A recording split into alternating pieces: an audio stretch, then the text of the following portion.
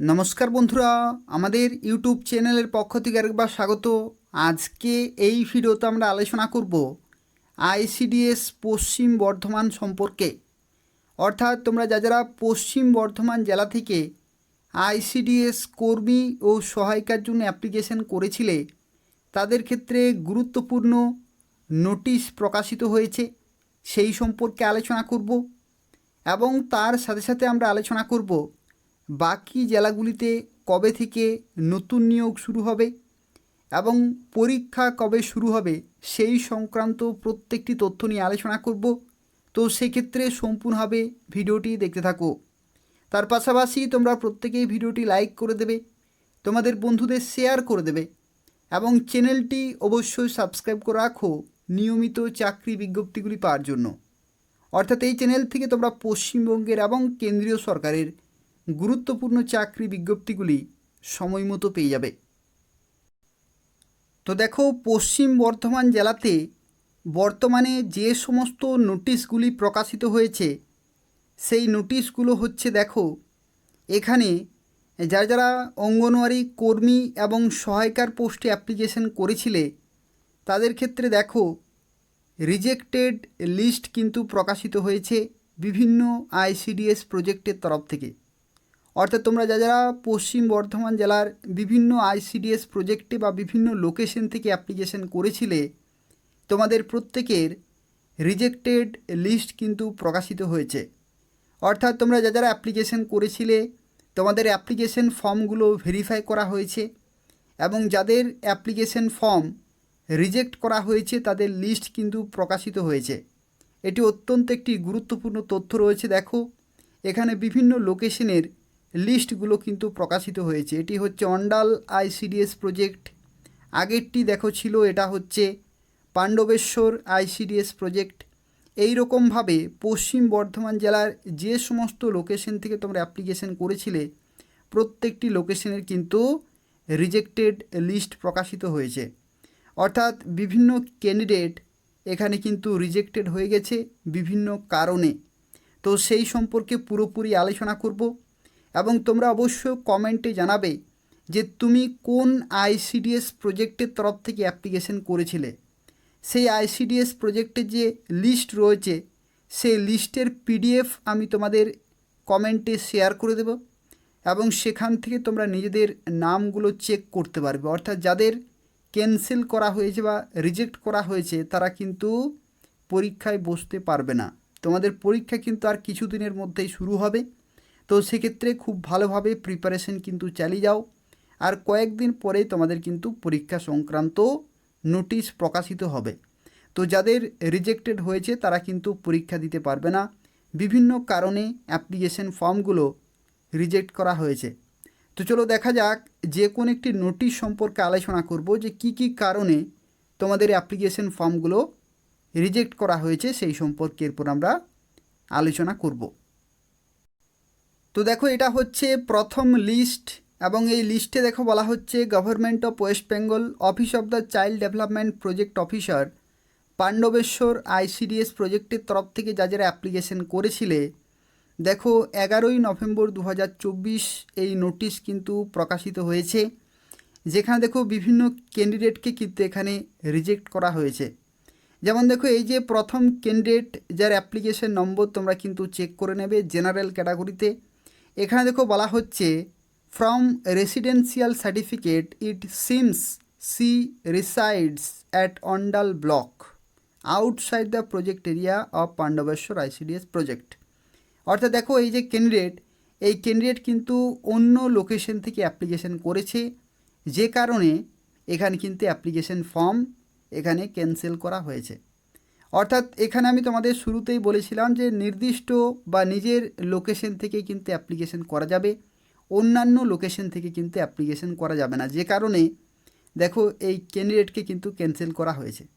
একই রকমভাবে দেখো এটাও কিন্তু রেসিডেন্সিয়াল যে প্রুফ রয়েছে সেই প্রুফ কিন্তু এখানে ম্যাচ হয়নি, আলাদা লোকেশন থেকে অ্যাপ্লিকেশন করা হয়েছে, যে কারণে কিন্তু রিজেক্ট করা হয়েছে। পরবর্তী দেখো এখানে ঝুমা দাস একজন ক্যান্ডিডেট, যাকে বলা হচ্ছে unable to open the doc address wise she is the resident of Durgapur Faridpur block. এখানেও কিন্তু লোকেশনের প্রবলেম কিন্তু রয়েছে, অর্থাৎ অন্যান্য লোকেশন থেকে অ্যাপ্লিকেশন করেছে। এই ক্যান্ডিডেটের ক্ষেত্রে দেখো বলা হচ্ছে এইচএস ফেলড, অর্থাৎ উচ্চ মাধ্যমিক কিন্তু ফেল রয়েছে, মিনিমাম এডুকেশনাল কোয়ালিফিকেশান হচ্ছে এইচএস পাস। অর্থাৎ এখানে দেখো এইচএসে ফেল রয়েছে, ফেল করা সত্ত্বেও এখানে কিন্তু এইজন ক্যান্ডিডেট অ্যাপ্লিকেশন করেছে। শিক্ষাগত যোগ্যতা হচ্ছে এইচএস পাস, তো যে কারণে অ্যাপ্লিকেশান ফর্ম কিন্তু রিজেক্ট করা হয়েছে। তো দেখো বিভিন্ন কারণে কিন্তু রিজেক্ট করা হয়েছে। তো সেক্ষেত্রে এখানে দেখো বলা হচ্ছে ফ্রম প্রভিশনাল সার্টিফিকেট এবং EPIC card her date of birth, এখানে বলা হচ্ছে 35+। তো সেক্ষেত্রে 35+ হলে কিন্তু হবে না। এই ক্যান্ডিডেট দেখো এখানে সীমা দেবী নুনিয়া, এই যে ক্যান্ডিডেট রয়েছে জেনারেল ক্যাটাগরিতে অ্যাপ্লিকেশন নম্বর রয়েছে। এই ক্যান্ডিডেটকে দেখো ক্যান্সেল করা হয়েছে কি কারণে, বয়স কিন্তু পেরিয়ে গেছে, 35+ হলে কিন্তু অ্যাপ্লিকেশন করা যাবে না। তো সেক্ষেত্রে দেখো বিভিন্ন ক্যান্ডিডেটকে কিন্তু রিজেক্ট করা হয়েছে, তোমরা দেখে নেবে যে কাদের নাম রয়েছে তারা কিন্তু পরীক্ষা দিতে পারবে না। তো সেক্ষেত্রে এইগুলোও কিন্তু অত্যন্ত গুরুত্বপূর্ণ রয়েছে, যাদের নাম রয়েছে তারা প্রিপারেশন কিন্তু আর নেওয়া যাবে না, তার কারণ হচ্ছে তাদের অ্যাপ্লিকেশন ফর্ম কিন্তু রিজেক্ট করা হয়েছে। আর যাদের নাম নেই এখানে তাদের ক্ষেত্রে সেগুলো কিন্তু কোয়ালিফাই করেছে, অর্থাৎ তাদেরকে কিন্তু ক্যান্সেল করেনি, যে মিসম্যাচ সেটা কিন্তু হয়নি, কোয়ালিফিকেশন রয়েছে। তো সেক্ষেত্রে তাদের অ্যাডমিট কার্ড আসবে, তারা পরীক্ষা দিতে পারবে। এবং এই যে লিস্ট রয়েছে এই লিস্ট কিন্তু বিভিন্ন লোকেশনে রয়েছে, তোমরা অবশ্য কমেন্টে জানাবে তোমাদের যে লোকেশন রয়েছে, অর্থাৎ তুমি কোন আইসিডিএস প্রজেক্টের তরফ থেকে অ্যাপ্লিকেশন করেছিলে সেই লোকেশনের নাম কিন্তু অবশ্য কমেন্টে জানাবে। সেই লোকেশনের যে নির্দিষ্ট পিডিএফ রয়েছে সেটা আমি কমেন্টে শেয়ার করে দেবো, সেখান থেকে তোমরা চেক করবে যে কাদের রিজেক্ট করা হয়েছে, সেগুলো কিন্তু খুব ভালোভাবে দেখে নেবে। বিভিন্ন কারণ কিন্তু অ্যাপ্লিকেশন ফর্ম রিজেক্ট করা হয়েছে। দেখো এখানে বিভিন্ন লোকেশনের তরফ থেকে রিজেক্টেড লিস্ট কিন্তু প্রকাশিত হয়েছে। দুর্গাপুর 2 রয়েছে আরবান, তারপরে দেখো দুর্গাপুর 1 আরবান রয়েছে। একই রকমভাবে দেখো এখানে রয়েছে রানীগঞ্জ আইসিডিএস প্রজেক্টের তরফ থেকে যারা অ্যাপ্লিকেশন করেছিলে। একই রকমভাবে দেখো কুলটি আরবান আইসিডিএস প্রজেক্টের তরফ থেকে যারা অ্যাপ্লিকেশন করেছিলে। একই রকমভাবে দেখো এখানে রয়েছে জামুরিয়া আরবান আইসিডিএস প্রজেক্টের তরফ থেকে যারা অ্যাপ্লিকেশন করেছিলে। একই রকমভাবে দেখো রানীগঞ্জ আরবান আইসিডিএস প্রজেক্টে যারা অ্যাপ্লিকেশন করেছিলে। একই রকমভাবে দেখো বরাবনী আইসিডিএস প্রজেক্টে যারা অ্যাপ্লিকেশন করেছিলে। প্রত্যেকটি লোকেশনে কিন্তু লিস্ট প্রকাশিত হয়েছে। তো সেক্ষেত্রে তোমরা অবশ্য কমেন্টে জানাবে তুমি কোন লোকেশন থেকে অ্যাপ্লিকেশন করেছিলে, সেই লোকেশনের যে নির্দিষ্ট পিডিএফ রয়েছে সেটা আমি কমেন্টে শেয়ার করে দেবো, সেখান থেকে তোমরা চেক করতে পারবে তোমাদের যে নাম সেখানে আছে কি না। তো এই হচ্ছে সম্পূর্ণ তথ্য।